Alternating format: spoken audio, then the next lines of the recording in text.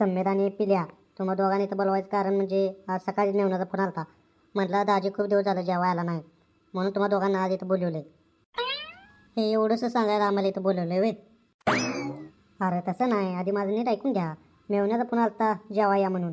तसं तुम्ही माझे जेव्हा भावाचे मित्र आहे म्हणून तुम्हाला मग विचारावं म्हटलं येताय का जेवायला. मला वाटलंच होतं. डिगू, तुला सांगितलं होतं ना बंडाभाऊ आपल्याला जेवायला घेऊन जाणार आहे कुठे तर म्हणून. हे पिल्या कधी सांगितलं होतंस? सांगितलं होतं, तू ऐकलं नाहीस वाटतं. अरे नालायक माणसानो, झालं का तुमचं सोरू? तुम्ही येणार आहे का नाही ते सांगा, म्हणजे माझ्या मेवण्याला सांगाय बरं. बंडाभाऊ जेवायचं आहे म्हणताय, पण जेवण आहे तरी काय? बंडाभाऊच्या मेवण्यानं बोलवले म्हटल्यावर शिरा भाताशिवाय दुसरा असणार आहे काय? हे पिल्या काय बोलतो र? आमच्या पाहुण्याच्या फक्त शिरा भात खायला घालतात. अरे आमच्या पाहुण्याच्या शिरा भात तर खायला घालतात. तुमच्या पाहुण्याच्या तुम्हाला साधं चाल तरी बोलवतात त्याला का? नाही, कधीच नाहीत बोलवत. हे पिल्या तुझ्या पाहुण्याच्यात बोलवतात नाही तुला? आमच्यात पाहुणच नाही, त्यामुळे बोलवायचा प्रश्नच येत नाही. थोडा लाजा वाटू द्या, दुसऱ्या पाहुण्याला नावं ठेवतायला का? दुसऱ्याच्या पाहुण्यांना कुठं नाव ठेवतो? तुमच्याच पाहुण्याला सांगत आहे मी. अरे नालायक माणसानो, मीच तुम्हाला फोन करून बोलवून घेतलं, माझ्याच घरात येऊन माझ्या सोफासेटवर बसून माझ्याच पाहुण्याची मापं करताय. अहो भाऊ आम्हाला तसं म्हणायचं नाही, पण शिरा भात असेल तर आम्ही येत नसतो. एवढंच आहे ना, मग तुम्हाला काय पाहिजे ते सांगा.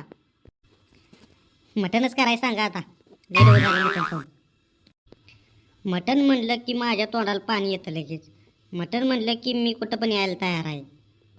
अरे घरात रेशनच्या भातावर चटणी टाकून खाणार आहे तुम्ही, आणि तुम्हाला मटन पाहिजे होय? जाऊ दे, आज तुम्हाला पाहिजे ते मिळणार. तुला मटन पाहिजे ना, तू मटन खा. तुला बिर्याणी पाहिजे, तू बिर्याणी खा. सुट्टी द्यायची नाही. बरं कधी जायचं आहे ते सांगा, म्हणजे आम्हाला आवरून यायला बरं उद्या. थांबा जरा, मेवण्याला फोन करून सांगतो उद्या येणार आहे म्हणून. बंडाभाऊ आहे हा का घरात? गोट्या, दाजी आत येऊ का बोलतोय. बंडाभाऊ? तुझा पण सारखा आग्रह असतो की दाजी जेवा या, दाजी जेवा या म्हणून. तसं आज थोडं माझं सांगलेलं काम आहे, म्हटलं जाता जाता जेवून जावं. आणि तसं पण आज माझ्या संग 2 कुत्रे येते, त्यांना सांगितले मी मेवण्याकडे जेवायला जाऊ म्हणून. तेवढं कर माझ्यासाठी. हां हां चालते चालते, ठेवू का? अजून किती आत येणार आहेस? आता चढतोस का त्याच्या डोक्यावर? बघ की आत येऊन म्हणते आत येऊ का?